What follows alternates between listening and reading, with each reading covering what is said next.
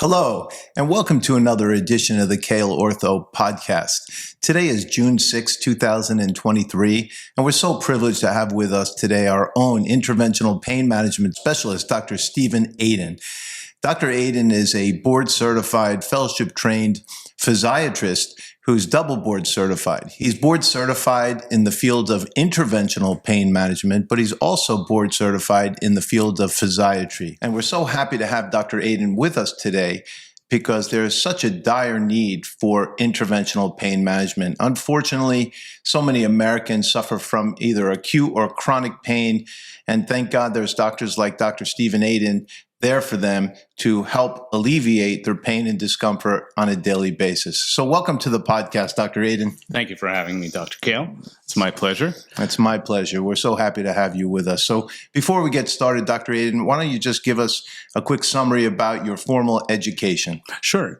So I completed my medical school at the University of Medicine and Dentistry in New Jersey in 2005, and then went on to do my residency at UMD&J in Newark.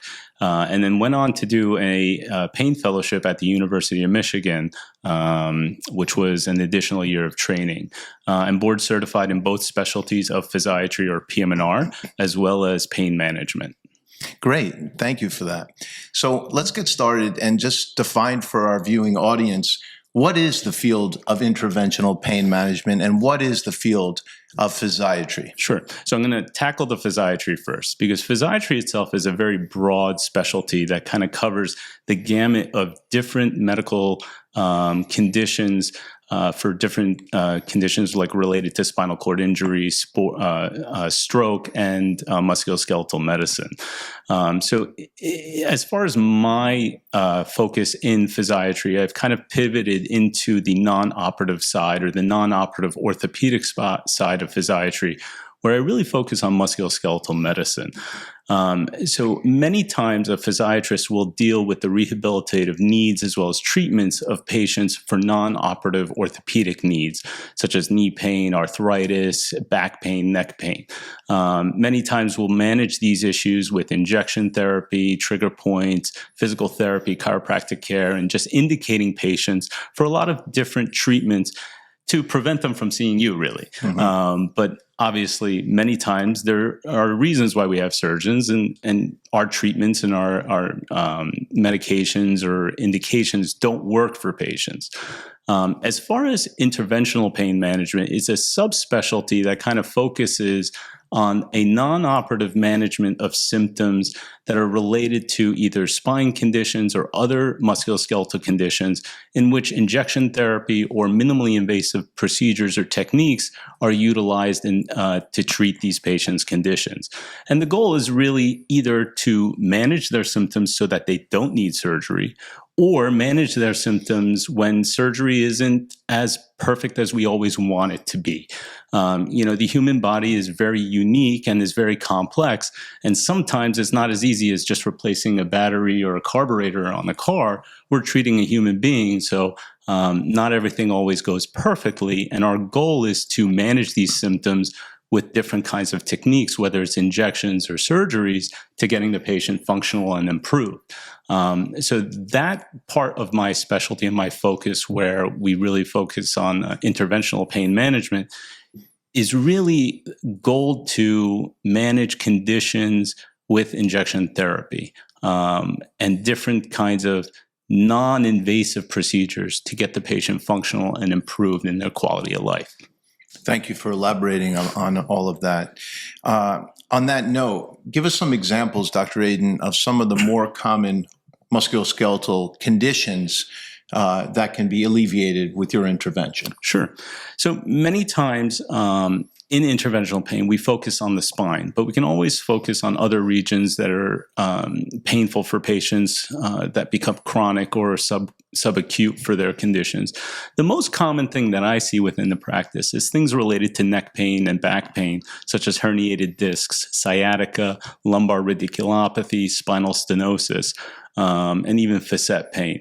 The most common thing that I kind of see and manage with patients is doing injection therapy for these conditions, such as lumbar or cervical steroid injections that focus on the epidural space.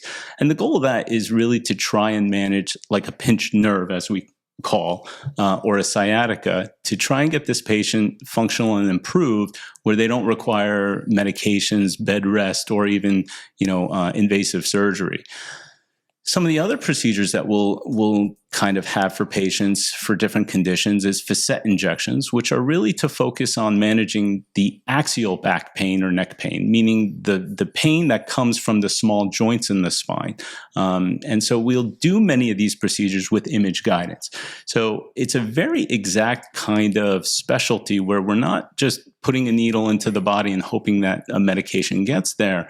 We're very specific and very tailored to a patient's conditions and needs.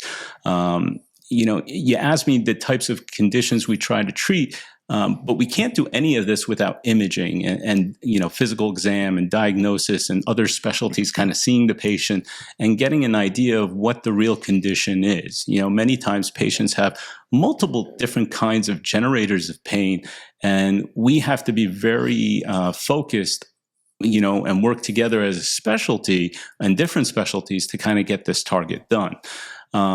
Most of these procedures are done with X-ray guidance or ultrasound guidance, and the majority of the outcomes is good. Obviously, it's not a permanent fix. We don't always end up with a 100% resolution of these symptoms, but the goal of what at least I've taken on in the practice is to try and get patients functional to a level, especially if they're elderly or they're not great surgical candidates, to allow them to enjoy their life, be pain-free, and be functional. Really, our goal is to get function and pain improvement with the least amount of work, if you will. Great. So with respect to your interventions, before we go through these common conditions one by one and explain how you actually perform some of these procedures and what your goal is in addressing the disease that you're treating, why do these injections even work? For instance, what medications are you injecting typically during your interventional pain management procedures, and what is their mechanism of action that would allow the patient's pain and inflammation to subside? It's a great question, and really relates to, what are we really injecting? What are we really accomplishing, right? There are many studies out there that kind of look at the different kinds of things we inject that may or may not work. The majority of injections will have cortisone in it. But we don't want to be focused on just saying that we're injecting steroids into the body, or that every injection has to have steroid in it. Much of what I do is really trying to make the diagnosis. So many times it'll include a local anesthetic such as lidocaine or marcaine, which is a cousin of something that used to be around called Novocaine, the numbing medicine that we use. Many times that's mixed with cortisone, and that cortisone is really to introduce into the body or in the environment where I think this problem is coming from, like a herniated disc or an inflamed nerve, and try to reduce the swelling.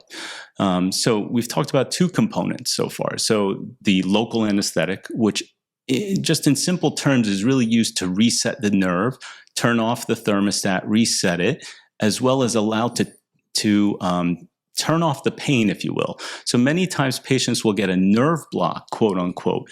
And the nerve block is a temporary treatment for me to kind of get an idea of where the pain is coming from, or if I got the medication to the right target. The nerve block is not something permanent and has a short half-life of whatever local anesthetic we injected, but really gives me a good idea as if a patient had difficulty trying to get onto a table because of the severe pain, and I do the epidural around the nerve and I block that nerve, then they get off the table without too much difficulty, then it puts me in the right neighborhood that I block the nerve. So that's the local anesthetic. The steroid, which is kind of the lag medication, is injected into the environment to reduce the inflammation. So steroids are often used to try and reduce swelling, inflammation in the body, but here we're using it specifically right around the environment that's injured or herniated or inflamed.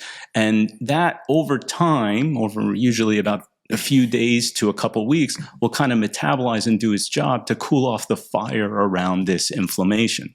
And then the third thing that we'll often inject is sterile salt water. So, you need a medium with these things to kind of inject the medication. And the goal of that, at least in my opinion, is to flush the area. And many times, you'll get these herniations or these inflammatory environments, and there's just so much inflammation there from the chemical reaction that the body has.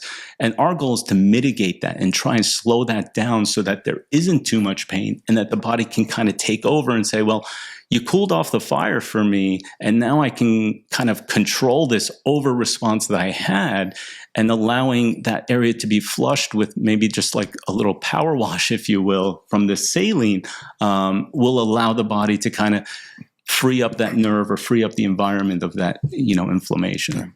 So you so beautifully explained all that. Some of these concepts that Dr. Aiden is speaking about can be extrapolated into many other fields of orthopedic medicine.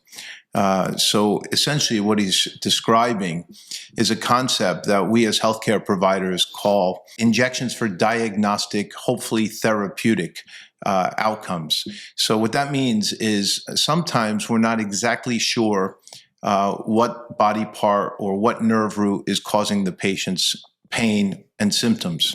So a lot of times what we'll do is inject local anesthesia into that joint or around a nerve to numb the nerve, essentially numb the nerve. And if the nerve numbs or if the joint no longer hurts, then that tells the healthcare provider that that nerve or that joint is the etiology of the patient's symptoms and pain. When that is helpful, very often simultaneously we'll inject a corticosteroid like he's describing. Now, steroids are the most potent anti-inflammatories. Inflammation is commonly associated with redness, warmth, swelling, and pain. So when you put an anti-inflammatory around a joint, a tissue, or a nerve, that inflammation subsides, and those four characteristics associated with inflammation, redness, warmth, swelling, and pain, also subside.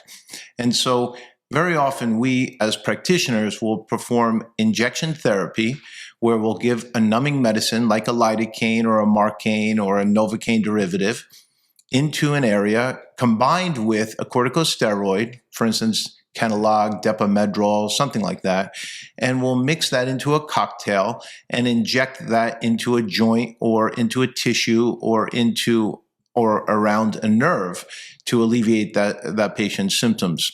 And that gives us a lot of feedback. And very often after these quote unquote cortisone shots, we instruct the patient that if they feel immediately better, that immediate pain relief is typically only transient. It's only temporary. It's like going to the dentist. When the dentist numbs you for a few hours, 3 to 5 hours, that's because of the numbing medicine that he placed around the nerves of the jaw or of the tooth.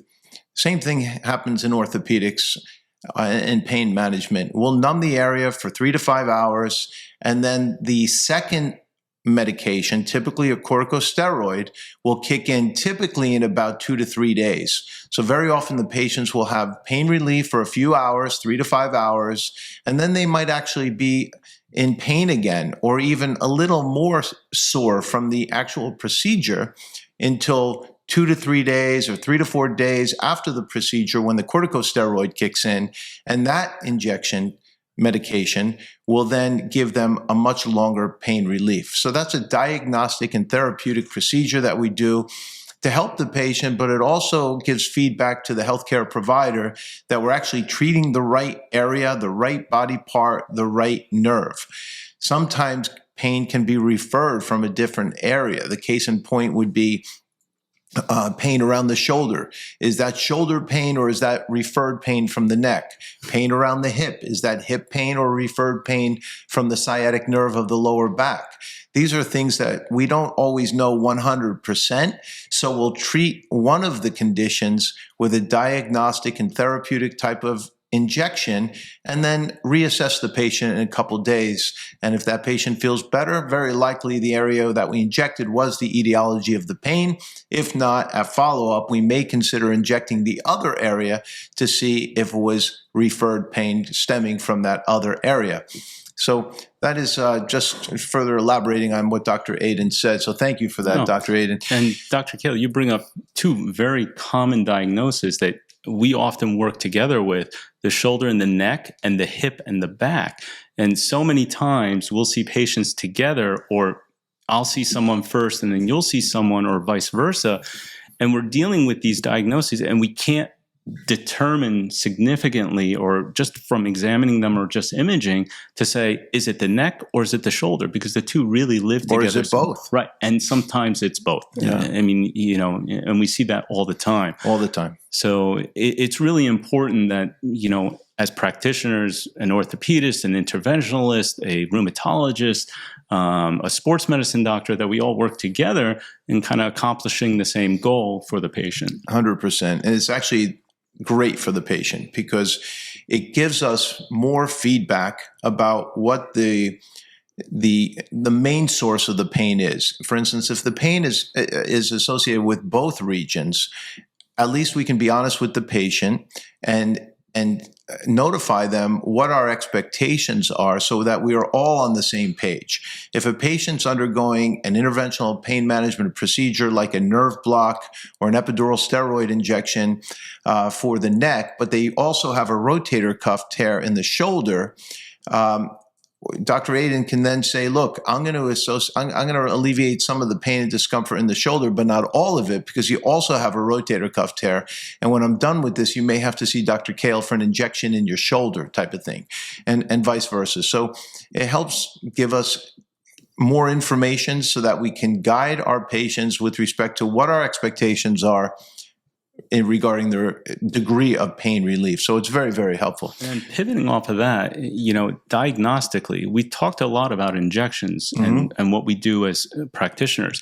But at the same time, MRI, CAT scan, X-ray, these facilities that we have available right on site within our practice, and having that imaging available to me every single time the patient comes back. I just log into the computer. We have our MRIs, our CAT scans, our X-rays.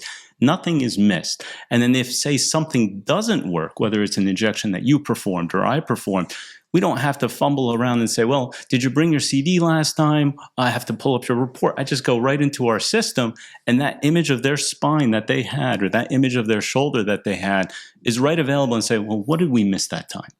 And then we also do electrodiagnostic studies. So within the specialty of physiatry, which I've trained in, I perform EMGs. So EMGs and nerve conduction studies allow us to use a more objective electrodiagnostic, or kind of like a nerve study or a nerve test, to figure out which nerve root is irritated, how bad it is. Is the nerve so damaged that the wires are snapping inside and you're getting permanent nerve damage? Which level is it involved in the neck or the back? Is it carpal tunnel syndrome? Is there some other, what we call a mononeuropathy, meaning a pinched nerve outside of the spine that's present? Do they have some sort of neuropathy or other systemic disease that we're missing, that we're getting fooled by the body? And so we can use these other studies like EMGs, nerve conduction studies, MRIs, X-rays, CAT scans, ultrasound, to really direct us to getting optimal improvement and diagnostic treatment for the patient so that they have their life back, if you will. Yeah. Nerve pain is clearly the most painful type of pain patients can experience, something we call neuropathic pain. Mm-hmm. Nerves don't like to be compressed, irritated, stretched. Nerves obviously are extremely, extremely sensitive. And what we've learned in the field of surgery can often be extrapolated to the clinical practice as well, and interventional pain management. And that is the concept of preemptive anesthesia.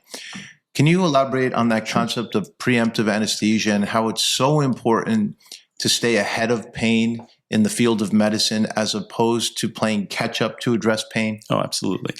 Well, I mean, it's multifaceted. We've kind of gone through a pendulum swing of where we were using a lot of narcotics for pain control, whether it was high dose opioids before surgery or after surgery.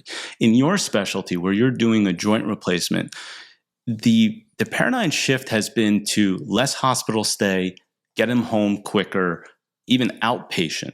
So the last thing that we want is a patient to be in significant amount of pain with a joint replacement or some sort of intervention or surgical intervention to a joint or the spine, and be so out of commission where they can't go home or they can't be discharged from a hospital within reasonable time for that institution.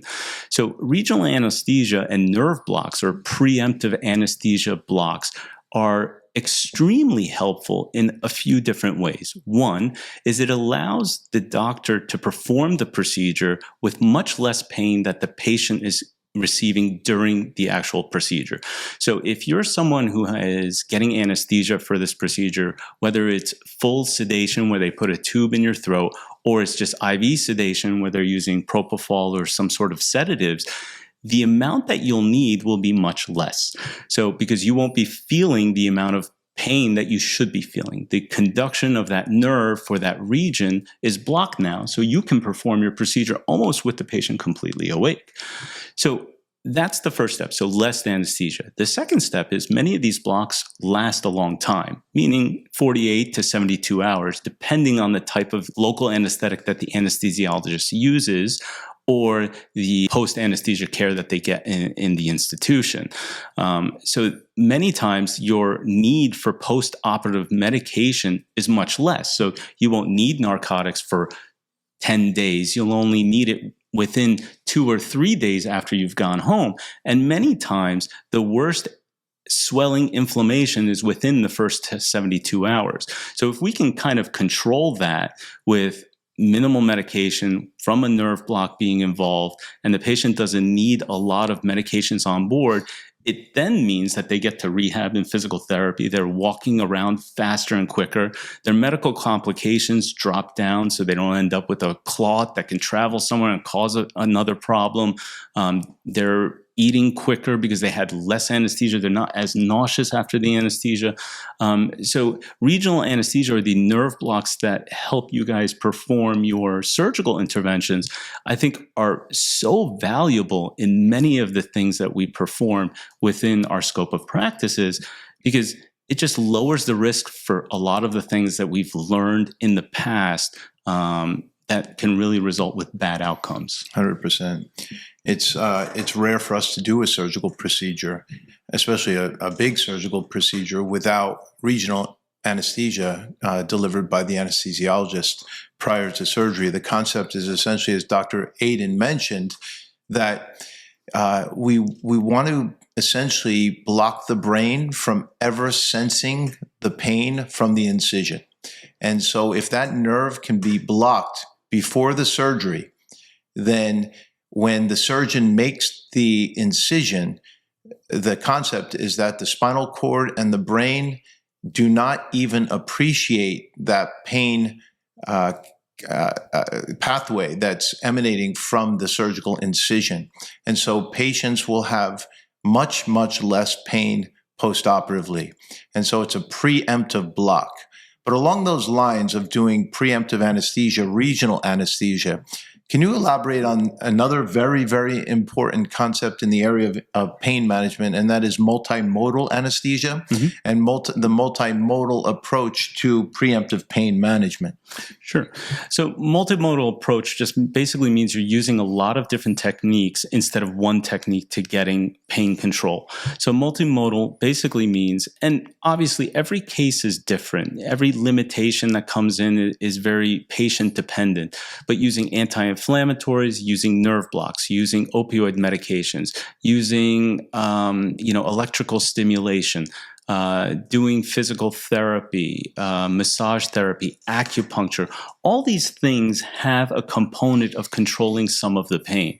So I'm not saying that all those things are what every patient is going to get, but that multimodal approach, whether it involves medications, nerve blocks, acupuncture or chiropractic manipulation kind of things, along with their postoperative and preoperative care, can really improve both the outcome of the surgery and the discomfort during and post-operatively. Yeah, pain is a very complicated concept. It's so important now in the field of medicine to assess pain and adequately treat it that it's become what we call the fifth vital sign. It's so important to stay ahead of it. And it's complicated and complex.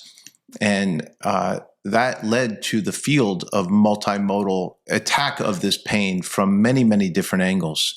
And it's very, very important. I can't emphasize it enough how important it is to stay ahead of the pain. Yeah. And so just like in orthopedics, when somebody has an overuse condition like a bursitis or a tendinitis that is exacerbated by a certain activity, for instance, running, if a runner had patella tendinitis, I would tell that runner that it's okay to run, make sure you stretch beforehand, and I would consider taking a anti-inflammatory preemptively. So if you know you're going to go out for a 5-mile run, and typically that run will exacerbate your patella tendinitis around your knee, I would suggest that that patient take an anti-inflammatory like Motrin, Advil, Aleve, or ibuprofen preemptively before the run, because it's easier to manage that inflammation before they go out running as opposed to trying to play catch up and managing it after the fact.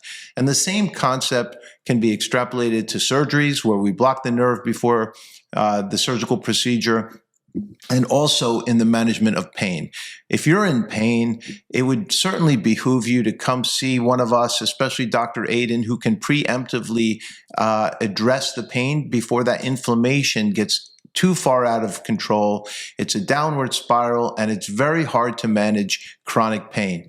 This is well published in the orthopedic and pain management literature. Patients going into surgery in pain have much more pain after surgery. So the onus is on us as your healthcare providers to try to decrease that pain, decrease the inflammation, and very often we'll use a multimodal approach. We'll use some medications like this, the local anesthetics to block the nerve.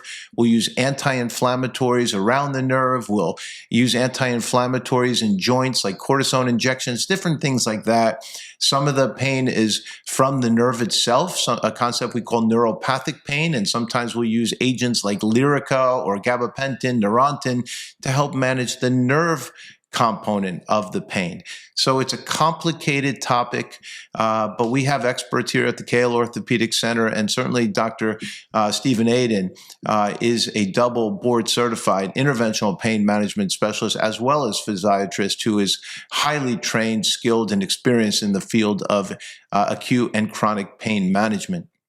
So, Dr. Aiden, we spoke about the types of procedures that you do and the medications that are included in those injections. And we talked about the concept of preemptive anesthesia and multimodal approach to pain management and inflammation.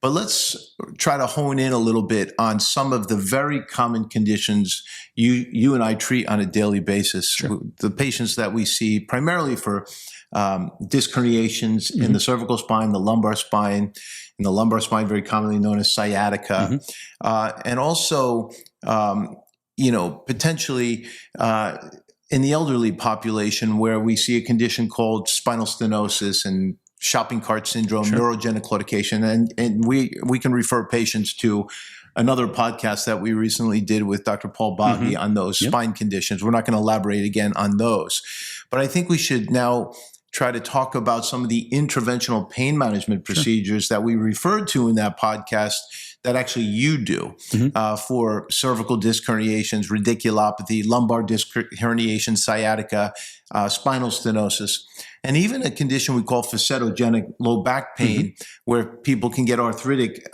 changes in their facet joints that's exacerbated when they're standing up and extending their spine. So regarding those three common things that you see on a daily basis, just take us quickly through how you talk to patients about scheduling them for these procedures, what you say to them, where you do these procedures, is anesthesia required, things like that. Sure.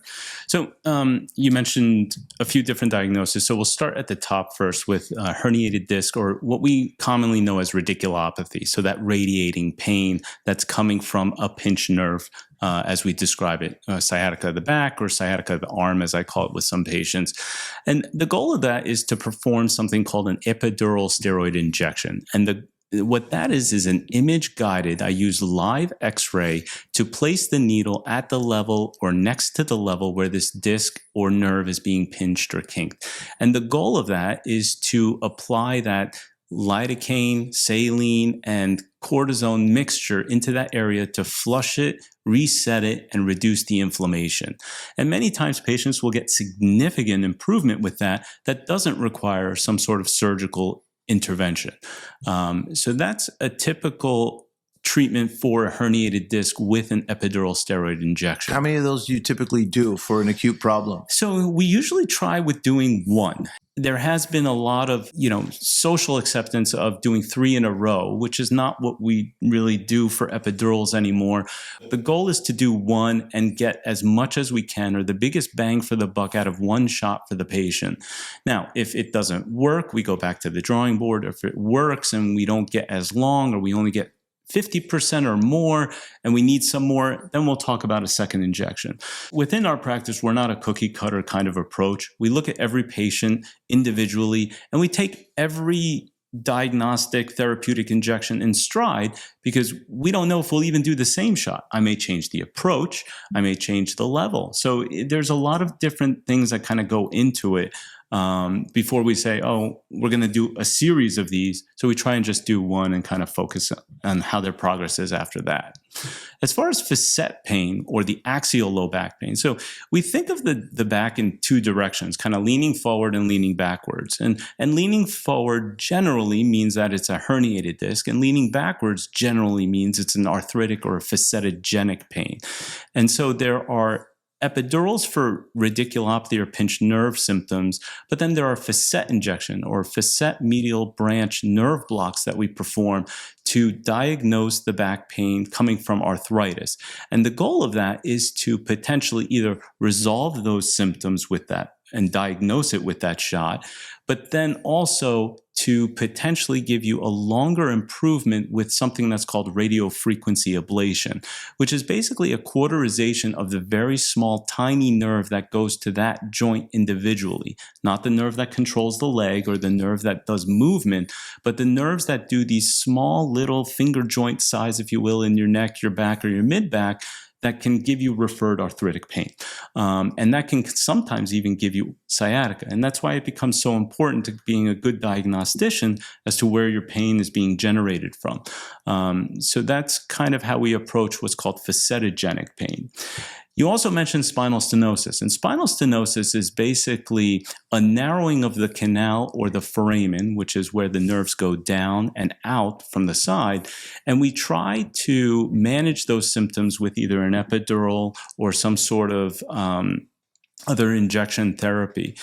Many times, as Dr. Baggy may have talked to you about, is that we do decompressions for really bad stenosis. But many patients, especially elderly patients who may not be able to go through an invasive surgery, or they just don't want to explore surgery, and they've been responding to epidurals, and the epidurals aren't lasting as long as they used to, or we've hit the limit of how many they're allowed to have per their insurance carrier, we'll explore something called a minimally invasive lumbar decompression, or a percutaneous decompression of the ligament that's thickened that's causing this spinal stenosis. And it's a procedure that's a little bit more than just a shot. It does sometimes require a little bit of anesthesia, but the bounce back and the recovery and the return on this procedure is so wonderful compared to, say, something more invasive like a laminectomy or a fusion. So that's something that we've been offering for the last couple of years in our practice, has gotten a lot of traction, and has been around for about a decade now within the specialty of pain management. And with any tech or new tech that we bring into the practice, whether it's pain or within the other specialties, we take the onus upon us to make sure that the research matches our clinical outcomes. And within the practice under the umbrella of pain management, I've really taken that ownership of that. So we really don't offer procedures that we don't see good outcomes or don't see replicated within the literature. So that's a kind of something that I've always had ingrained in me, and I think has really worked in our practice very well. Yeah, you've really pioneered that technology in this area for sure. You've done so many of those already. So I brought with us today a spinal model. I thought it would be very helpful to have Dr. Aiden explain some of the procedures that he just referenced, specifically cervical epidurals, lumbar epidurals, the mild procedure for spinal stenosis, as well as medial branch blocks for facetogenic low back pain. So why don't you take it from here, Sure. Dr. Aiden, and go through your thing. So many times when we talk about epidurals, we're really talking about getting into the epidural space. And what we do is we use live x-ray, which is very similar looking to what we're seeing here. It only gives me outlines of where the bones are, and it's great for bone anatomy, but it doesn't tell us about where the soft tissues are. So a lot of what I do is really by feel, followed by the image guidance. So something like an epidural for the neck or the lower back is really targeted to go in this space here. An epi, meaning around the dura, goes into the area around where the spinal cord is. And that's bordered by the discs, the nerves, and the facets. So for a lumbar epidural, we often will target somewhere in between here or here and try and place the needle into that area and then inject into that area.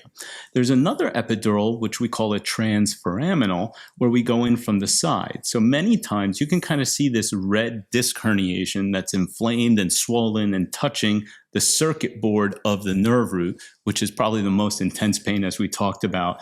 And what I'll do in these situations is I'll place a needle right at this level along where this inflammation is under x-ray guidance to get that medication there. In the cervical spine, we'll kind of look at this area and we'll go in between these bones to get into the epidural space, or we'll go in from the side here, which is done also under x-ray guidance to place a needle along the nerve root, whether it's here, here, or here. Now, many times we'll also talk about the facets as being a treatment option. And now the facets are basically these little lines that you see here. The bones stack up on each other. And many times we'll talk about the disc kind of being the supporter of the spine. But the back of the spine, or what we call the posterior elements of the spine, are made up of the facet joints. And these small joints kind of take a lot of the brunt when you lean backwards or when you twist, aside from the disc. And we'll either do injections into this actual joint, or we'll perform what's called a medial branch block, where we'll block the nerve that lives right along this little gully here, and we'll place a needle into that area and block the nerve with that diagnostic injection that we talked about. And that can also be performed here in the neck, where we block the small nerves that go to these little joints that are comprised right here. We'll place a needle along these areas and block those joints. Followed with improvement, we'll do a series of these many times, and if it's short-lived, we'll talk about the radiofrequency, as we mentioned earlier on. As far as the mild procedure, that's a procedure where there's a thick saran wrap-like ligament that thickens over time. So many times I'll tell patients that ligament thickens as if we're in a room for 10,000 days throughout their life, and we put a coat of paint or wallpaper on the wall. Eventually, those layers start building up, start cracking, peeling, and they start creating pressure onto the canal there. And what we do with the mild procedure, that minimally invasive lumbar decompression, is I take little scrapes of the back of that ligament to allow it to bow back from all the pressure that's built up over the years. And the research has said that if I can increase that surface area just a little bit, by 14% is what they say in the literature, but if we can create just a little bit of space for the nerves that are living, or these yellow nerve structures that are shown here, then the patient should have significant symptomatic relief, less what we call claudication, or that radiating pain that gets worse as they walk, and then they stop and it goes away and that cycle starts over again. Less of that leaning forward pain that they need to kind of open up their spine. So that's the mild procedure. So we also talked about where we perform these procedures. So many of these procedures will often be done under live x-ray within a procedure room or suite, which we have a couple of in different offices. And then some of these will be done in a surgical center, whether it's just because that's where it's convenient for the patient to have it done, or if they require anesthesia. So anesthesia or IV sedation for these patients can sometimes be offered, and it's not always necessary. For many of the procedures that we perform, many of them can be done with local anesthetic, where I just numb the patient up and I perform the injection within 3 to 5 minutes. But some of the more invasive procedures, we need IV sedation. The patient will be put to sleep. They wake up and the procedure is done. Or if a patient has a lot of anxiety about needles or having a procedure done, we'll provide that service for them as well. Now that you have the spine model here, another fairly common problem in our field in orthopedics is bone metabolism issues and osteoporosis, osteopenia, osteoporosis. And we're seeing more and more elderly patients suffer from what's called an insufficiency compression fracture of the lumbar spine, thoracic or lumbar spine. Is there anything you can do as an interventional pain management specialist to address some of the pain associated with these pathological fractures? So these are the vertebral bodies, and sometimes when patients' bones become brittle and frail, with a very low energy trauma, like even a fall onto their buttocks, sometimes that can cause a significant fracture or compression of this bone. And typically these bones become wedged. And because the structural integrity of the bone is lost with age due to osteopenia or osteoporosis.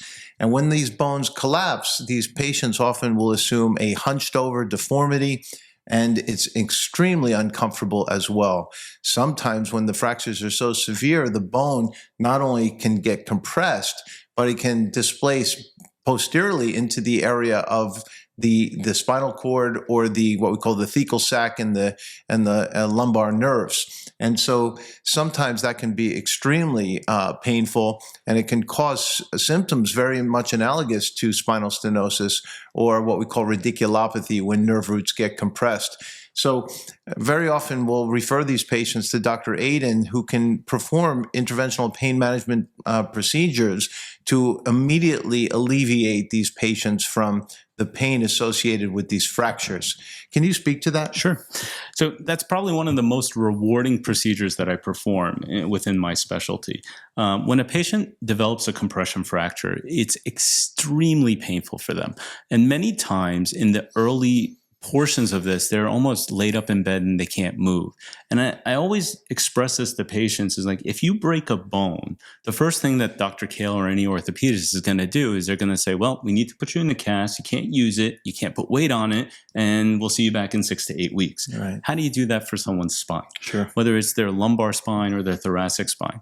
So there is a subset of procedures that we call vertebral augmentation, where we actually go into the vertebrae and try to reestablish the height and try to inject cement or a stent or a combination of the two to get that height back, and in turn stabilize the bone with that cement. So something like a vertebroplasty, when someone gets a compression here where this becomes a wedge or they lost the height of it, and we use imaging obviously to demonstrate that, and certain MRI sequences or scans can show me if the bone is inflamed and not healing or delayed healing, we can kind of make a judgment on, do we attack that bone and try to stabilize it? So vertebroplasty is very simply, we go in there and we inject cement under live x-ray. Kyphoplasty is where we go in there and we put a balloon in to establish the height, or we put a stent in to establish the height, and then we inject the cement. So there's multiple approaches for this, and every patient is treated and looked at individually and differently based on how the fracture looks. You mentioned something called retropulsion, where the bone actually migrates into the back of the spinal canal. In very mild cases, we can manage that with a vertebroplasty or a kyphoplasty. vertebroplasty. In very severe cases, we really have to weigh our options and establish if that's really a surgical emergency and where someone like Dr. Boggy or Dr. Denizzo needs to be involved. Mm-hmm. But this is one of those procedures where, my approach to patients with a lot of injection therapy is you need to make the decision if this is something that you want. As far as compression fracture and vertebral augmentation, I'm usually quite aggressive in saying, no, listen, this is something you're going to need to do, especially if you're totally out of commission for several weeks, because then it becomes a risk as far as decline in function. You become dependent on medications, your quality of life goes down, and then you become at high risk for another fracture. The other thing we really need to pivot here, and we offer this within our practice, is bone health management. So yes, I can fix any fracture. I can get in there and put cement, but the problem is that the patient has soft bones. So we as practitioners need to be very aggressive in offering osteoporotic management so that the patient's bone health is better to prevent another fracture. Because once you get one fracture, whether you do a kyphoplasty or a vertebral augmentation or don't, you are almost 80% or higher to getting another fracture without treating it. So, yeah, 100%. I agree. That's very important. We do have an osteoporosis bone metabolism center at the Kale Orthopedic Center, and we're always on top of that with our patients because of the rising rate of compression fractures, hip fractures, distal radius, wrist fractures, etc. So it's very, very important to address the underlying disease, not just the condition that the patient is presenting for. With respect to kyphoplasty versus vertebroplasty, how do you make a decision which one to do? And you mentioned also you're injecting cement. Are you really injecting cement into the bone? Yeah. So vertebroplasty and compression kyphoplasty are similar but different. One is purely just injecting the cement, and the other is injecting cement after you've created a cavity or a space for the cement. 90% of the time, I'm approaching with doing a kyphoplasty because it has less risk of cement migration. But there are certain situations, like if there isn't a significant amount of height loss, or there's just a line of fracture in the top or the bottom of the vertebrae, and I just need to get a little bit of cement in that area, then I'll just perform a vertebroplasty where we just inject the cement. Yes. So the cement is a biologic cement called PMMA, which is very common in the orthopedic world. So it's not like we go to a hardware store and we get cement, pick it up. It's a biologic cement that's mixed at the time of the procedure. The cement hardens within 90 seconds after being put into the body. It has a reaction that then stabilizes, interdigitates within the bone, and kind of reinforces that instability that you have in that fracture. Yeah, so it's we do call it cement, but it's polymethyl methacrylate, and it is a material that we use to fix a lot of times knee replacements to bone, hip replacements to bone, shoulder replacements to bone, ankle replacements to bone. It's the same polymethyl methacrylate, PMMA, that is used to be injected into these compression fractures. And we call it cement because it's cementing the bone together. So fractures hurt, broken bones hurt because there's movement, either macro or microscopic movement between the bone fragments. And once you cement them in place, there's no movement and the pain immediately goes away. So we're very proud to have Dr. Aiden with us at the Kale Orthopedic Center. He's done so many of these kyphoplasties and vertebroplasties and mild procedures, and certainly at cervical and lumbar epidurals and facet blocks. He's incredibly skilled, trained, personable, amazing bedside manner, and we're just so happy to have him. One last thing before we go, Dr. Aiden, if you could just talk a little bit about up-and-coming fields of interventional pain management, for instance, potentially the field of regenerative medicine. Regenerative medicine is a hot topic in orthopedics where we're regrowing things and allowing things to heal as opposed to replacing things and fixing things with hardware. We're using our own body, stem cells, platelet-rich plasma, different things like that. Can you speak to where we are in 2023 in the field of regenerative medicine as it applies to interventional pain management? Sure. So regenerative medicine is a very broad topic all of a sudden. Within the last 20 years, it's kind of gotten a lot of traction within multiple specialties. So when we say the word regenerative medicine, we're really talking about utilizing things like platelet-rich plasma, bone marrow concentrate, and then there's the wordage of stem cell that kind of comes in, which we kind of have to be careful with because technically a lot of what we do doesn't involve stem cell. But PRP and bone marrow are FDA cleared. You can do and perform these procedures where you take the patient's own blood, process it without manipulating it too much, and injecting it into regions, whether it's an arthritic joint, a disc, or a muscle or a tendon. And what you're doing is you're promoting this inflammatory response, or bringing the, as I like to say, you're bringing the kind of tools that the tendon, ligament, bone needs that maybe the blood of that patient is not bringing, or there isn't a good blood supply to that region, or a chronic injury that's going on that just has burnt out from bringing the nutrients and the different factors that are responsible for healing. We've seen a lot of great results. There's a lot of research. There's a lot of data that is out there.